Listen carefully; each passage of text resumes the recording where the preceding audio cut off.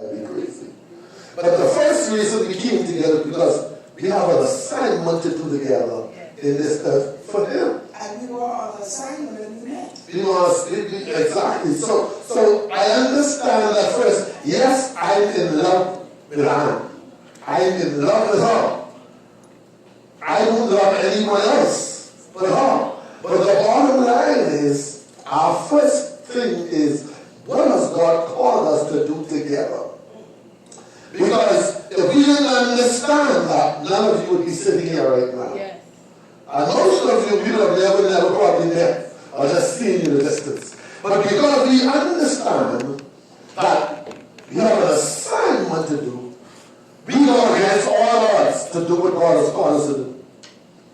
And those of you who are married, intend to get married, do not allow anything to stop you from understanding that there's an assignment you have to do together. Well, see, I think that's where we go wrong. When we looking for boyfriend and girlfriend and wife, we don't first find out what is it. What do you see yourself 5 years from now? When we sat down, sharing each other's vision.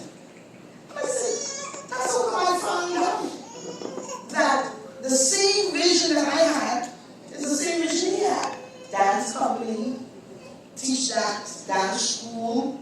We both love dance. There were so many things. The only thing that I did not see was a community center. But he shared that his joy was to have a community center. They can reach out to young men and women and even older folks. And so I was like, I can see myself doing some things in that community center. But both of our visions was identical. So when we first got together, we already knew what God had called each other to do. So the first thing you do when you meet a guy, you try to find out, I'm in love with you and I'll get married and I want 10 children and all that. No. Find out each other's purpose. Find out what it is that you want to do right. Then I have to find out where I see myself helping him fulfill the vision. And that's why I can't help him. So every time the enemy comes, I have to remember that, look, when we first met, we met because we had an assignment that identified us together.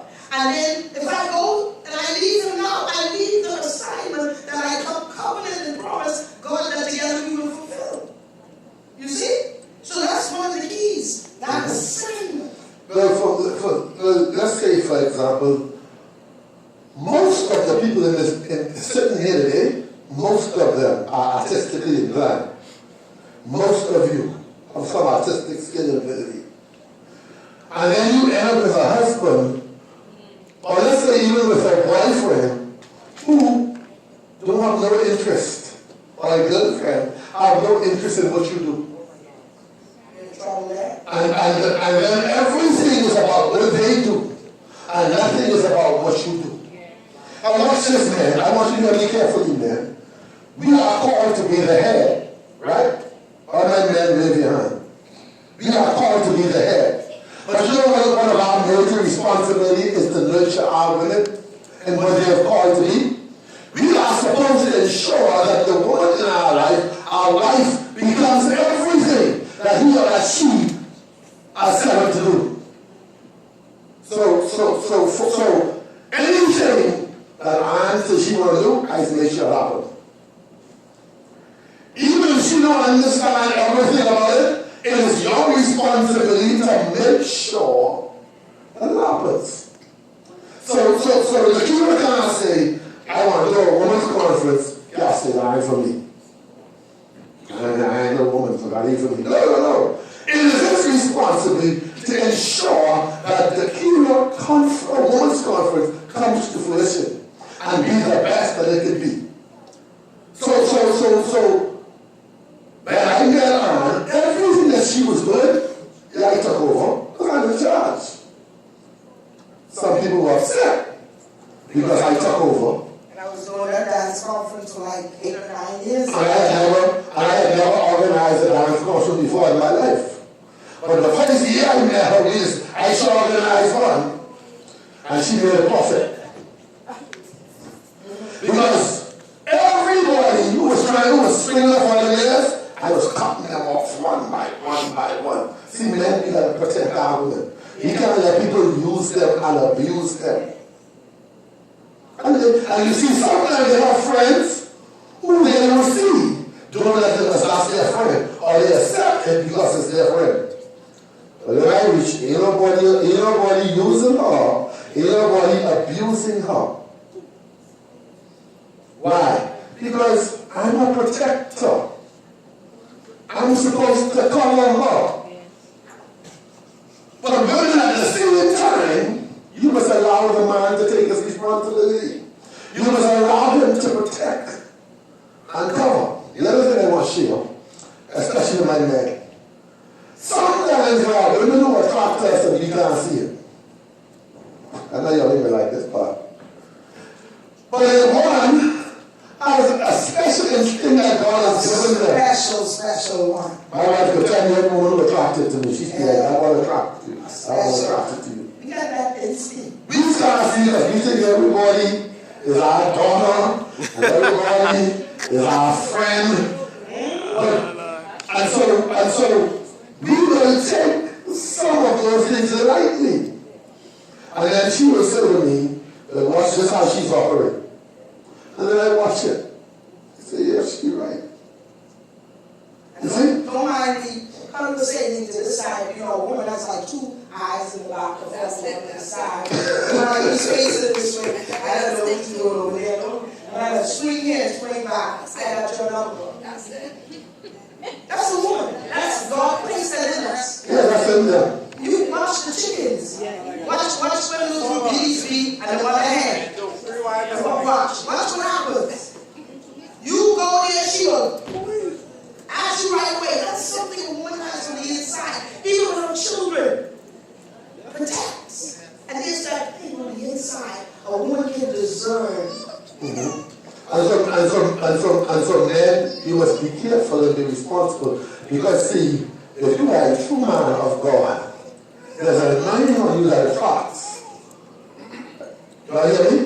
There's an anointing on you that attracts. But it also could attract the wrong spirit. So sometimes you have to listen as the what. See, and that's another thing, man. You have to you have to listen when our woman speak. And don't say, oh, you just jealous. Oh, you just speaking evil. No. Yeah. Let's put it like this. Sarah will tell guys my wife is be right. I wouldn't say 10 out of 10. 7 out of 10, she must be right. Sometimes one or two times is just be jealousy. I can be real with that. That's okay. No, ain't nothing wrong with that. Ain't nothing wrong with that. Even God is a jealous God.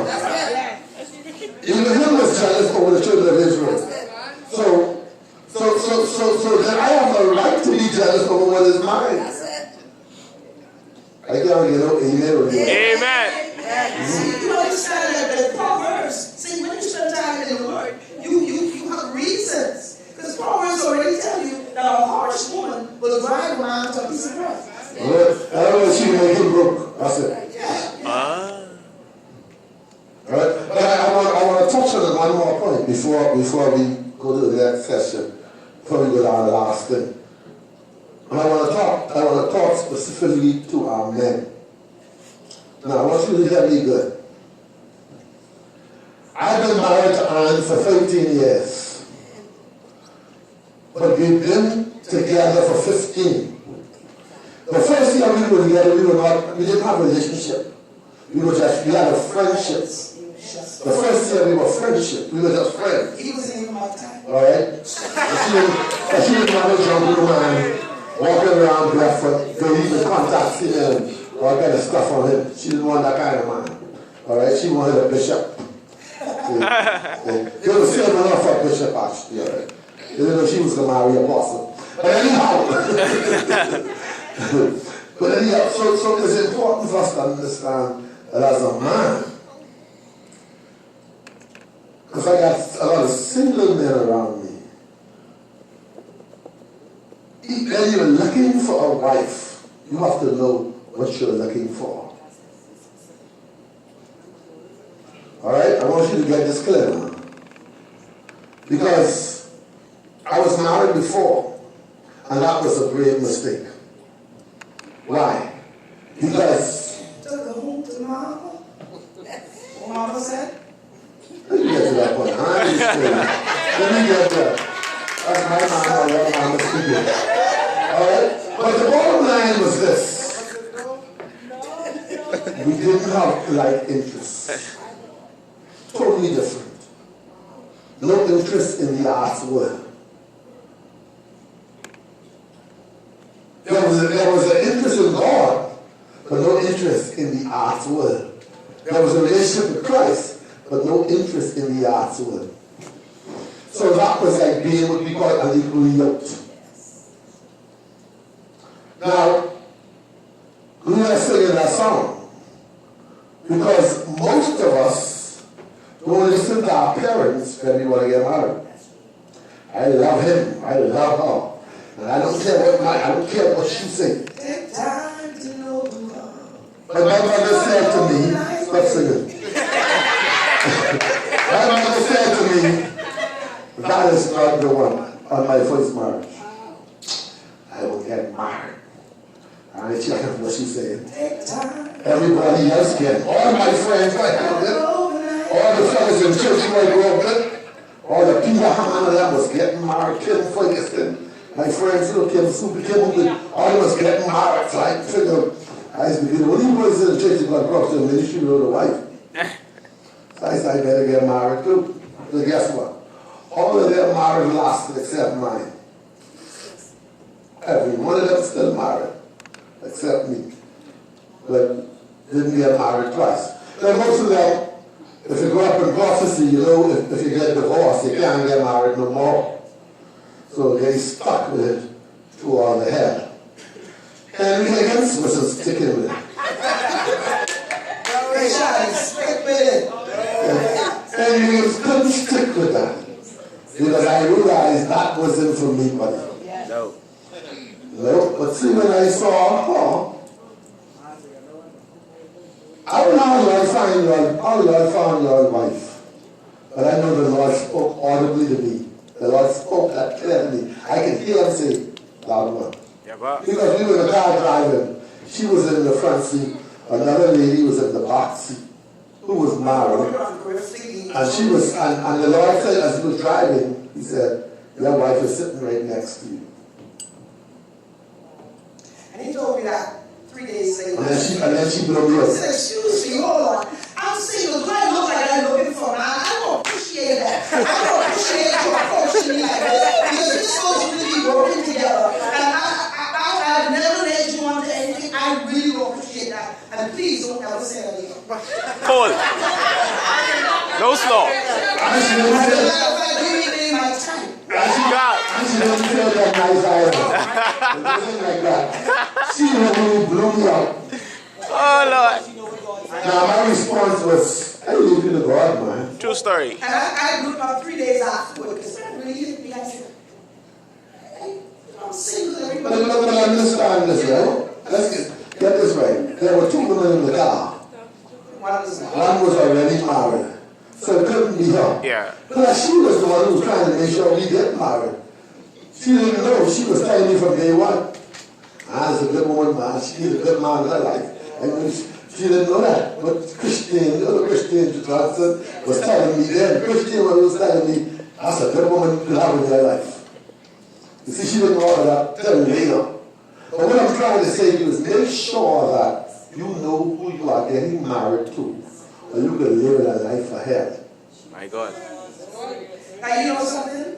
For 6 months, plus, he followed me to BFMF, whatever church he was going to at that time. Every Sunday, he was in church. Everything I had pertaining to the dance ministry, he was there. So this guy, he's out helping me do choreography. On a mission. You know, look here. You choreograph enough. See, my fellas going to have a mission. Mission, boy. Black shoes, black shirt.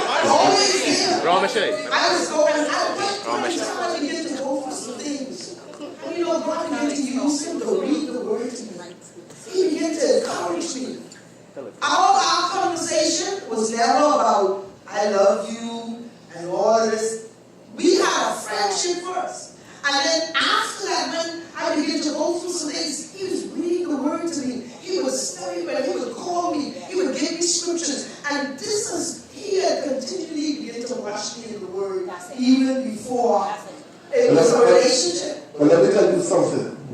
And the thing is, when God spoke this to me, that she was going to be my wife, I went back over my life since I met her and watched how many times our paths had crossed. Somebody, you're somebody ever, your partner, your life should have crossed somewhere before you got married. She was teaching dance, and I had to beat the drum for her at a summer program in Flamingo Garden Schoolyard. You remember that? She had no music, but I was teaching a jungle workshop. She had to teach her dance of my drums. Not only that, she used to come look for me to teach. That's right. My dance. I had dance classes. A jungle instructor for all the guests. They used to come to the Bahamas, and tasting the Bahamas. And I used to leave her, go teach, and carry my CD player. She had one of her friends who used to round me for my CD player. Because when I go, I have to go to another school to teach. Because at that time I was teaching like almost 10, 12 schools. Teaching dance and wasn't getting paid. You all get that? You all get that? I was teaching dance in almost 10 schools, but wasn't being paid. My God. And then I used to run him down to find him, to pay him. She didn't catch me till December. That was like June. You thought that I was going to pay him like the rest was going to pay him. Then I wasn't looking for the money. I didn't even like teaching dance. I didn't care for the money. Because when you catch me that day around jungle and you have to come with my Iraqis and socks and practice, I got a check for you. I say, yeah man, all right, but I'll never bring it. You see? But somebody in your past should have been crossing. You know? And that's why people say, people just round me now. Because of you. Because when I was with the Saxons, when I was the choreographer, she was a judge. So you cannot tell them you wasn't there from way back then. Even right now, jumping people fuss people that your wife used to be a judge, that's why you did so much choreography. That time we even never used to speak to each other. Okay? But that's when we first made a connection. Because watch this. She saw the work that I did with the choreographed dancers in Saxons. And so when they were ready to do something for Grafter Games, Charles and Christian came and got me. They were looking for one more choreographer, but they needed someone with some common sense. Because there's plenty of them around, but all of them needed that common sense. Alright? So they came and got me, and from 2000, that was 2001. From 2001 to now, we have never been apart. You see? So we met in 2001, really. We started working again in 2001. It was 2002, we started dating, and we actually started in Anguilla. Not in Nassau, in Anguilla. And when we decided we would get married, we said we got engaged without a ring, so you all think you need this ring and all kind of these things. We had nothing. We covenanted with each other. And prayed with each other. That's all we did. We didn't go run to the shop. I have to buy a $3,000 ring. I have to, no. See, your focus is wrong. And then we decided to get married. We got a $10,000 ring for $2,000. You see how God is? I'm sharing this with you this morning because I want you to understand what God is saying when it comes to love. Your love has to be unconditional. Your love has to be in forgiving one another. And in forgiving, you have to be a giver. No relationship should be one-sided, where that one person, you give him all, and the other person is giving nothing. Alright? That means that person is careful. You ain't worth nothing to them. And so I want you to understand, women and men, that you have worth. You have worth because you are a child of the King. You are an heir. Ain't no man can promise you that because you already own it. That's it. Everything you need, God supplies. What did you give me that God can't give me? If you're looking for your husband or your wife or your boyfriend and it will make you happy, then you're in trouble. You better find God to bring you happiness, joy, and peace in the Holy Ghost. Then you don't need your husband when he comes, he will meet you happy. Your wife meet you happy. Meet you happy. Meet you fulfilled. You walking around empty because you're trying to get a man or woman to fulfill your void, to fulfill your. God is supposed to fulfill your void. And because you're handsome or she's sexy, she look better than you. Oh, yes, so you look at us. That's what they think. See, we were loving according to how we look. We would have been with each other. If it's midnight, gain weight, or he gained weight, we used to go out looking for the cinema. See, when people marry according to the flesh, that's when the marriage will last. Because every time this we out of shape, you will find another one in shape. Let me say this last point. I want all the married couples coming to journey on the stage. Married couples coming to journey. Let me say this. Get that to somebody else to do cash. Not DJ. DJ got to go inside the sound booth for maybe. Valentines got to